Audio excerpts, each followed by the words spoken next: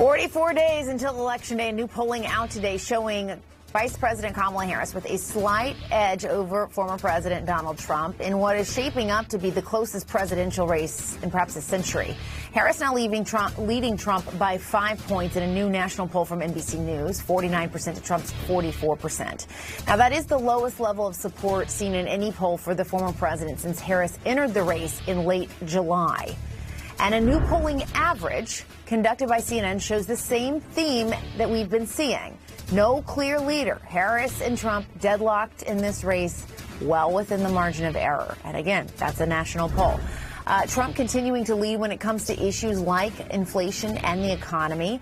And this just into CNN. Vice President Harris saying she will be laying out her economic vision during a speech this week. So let's talk to some experts to break this all down. Democratic pollster and CEO of the Terra Group, Tom Bonier, and Republican pollster and CEO of Walling Opinion Research, Justin Wallen. So good to have both of you here. There's a lot of numbers to chew on. But, Tom, I want to start first with the economy, what we were just talking about.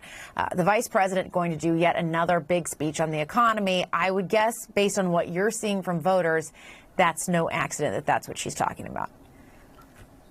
Yeah, that's right. And it's nothing new. When we look at the relative importance of issues, the economy is always going to be one of the top issues.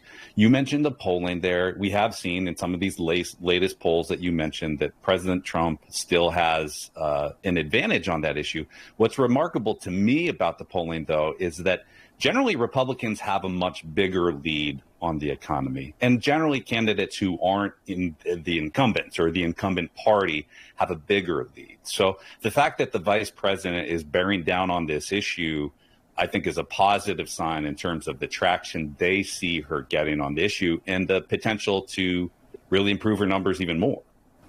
And Justin, there's been a major push for outreach to independents, of course, but even some Republican voters who may not feel comfortable or want to vote for the former president or maybe are waffling there, but are concerned about these key issues like the economy.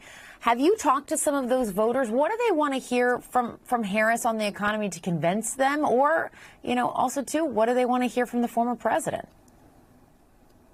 That's a great question. I mean, the reality is those voters who do remain undecided, and it's not a massive group, but it's a very, very important group because, of course, this is very, very close, as you noted earlier.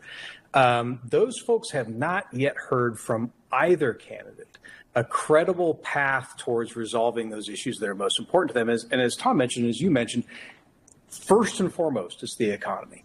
And I think that both of them, if they are to really prosecute their case, they need to establish a gap here. And neither of them really have. I mean, I think Harris has done an incredible job curating her brand up until now. And if she wishes to create a sort of a gap that's beyond a numerical gap, that's actually a statistical gap, she's going to really need to elucidate some of these items. And Trump hasn't done a better job either. They're both in this kind of stasis where one needs to break away and make that point or make that case that neither is really made in a meaningful way.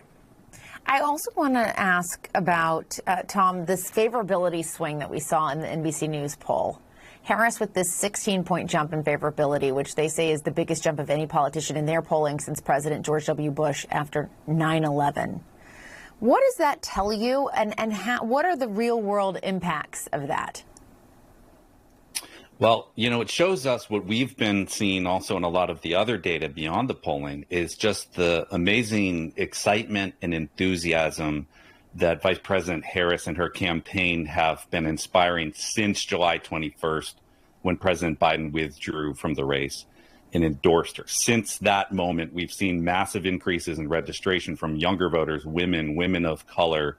Part of that is just benefiting from prior to that point, most Americans didn't want to see a rematch of the 2020 race. And so seeing Vice President Harris entering as a new candidate, as a young and energetic candidate, and then also seeing the contrast that we saw a couple of weeks ago in the debate, I think is driving those favorabilities. In terms of what it means for the race, well, those new voter registrations are probably the most impactful part of this, because we know that people who register to vote for the first time, they voted a much higher rate in the subsequent election. Our numbers show over 83% turnout from new registrants in 2020. So that excitement, enthusiasm, those favorable numbers that you're seeing are likely to be adding just more turnout for her base, which, this close of an election can make the difference.